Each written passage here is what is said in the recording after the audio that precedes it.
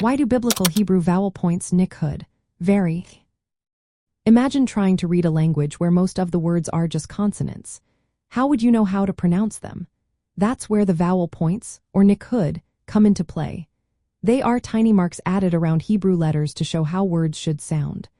But have you ever wondered why these marks are not always the same? Why do they change from one text to another?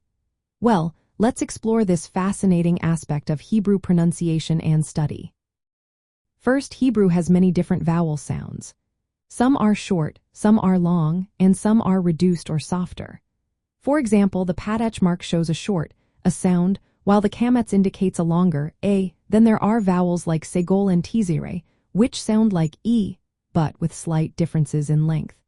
Because Hebrew has such a variety of vowel sounds, the Niqqud system uses different symbols to help us pronounce words accurately. Next, the system of Niqqud was created by Jewish scribes called the Masoretes. They worked between the 6th and 10th centuries of the Common Era. Their goal was to keep the pronunciation of the Hebrew Bible consistent. They added these marks not just for vowels but also to show where to put emphasis, how to articulate consonants, and where to pause. This made the Niqqud quite detailed, with many symbols to capture subtle pronunciation differences.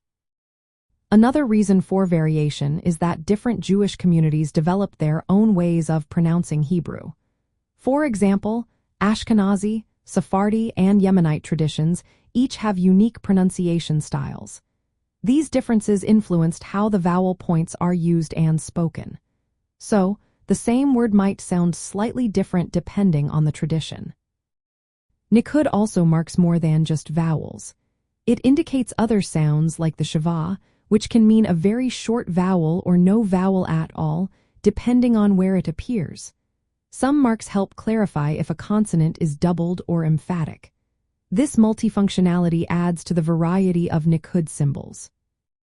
In biblical texts, Niqqud is essential for telling apart words that look the same but have different meanings. It guides correct pronunciation during prayer and study.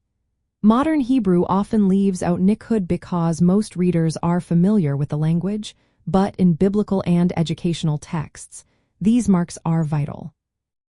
Understanding why Niqqud varies helps us appreciate the richness of Hebrew. It shows how the language has evolved and how different traditions preserve its pronunciation. For Torah study, knowing these differences ensures we read and chant the scriptures as accurately as possible.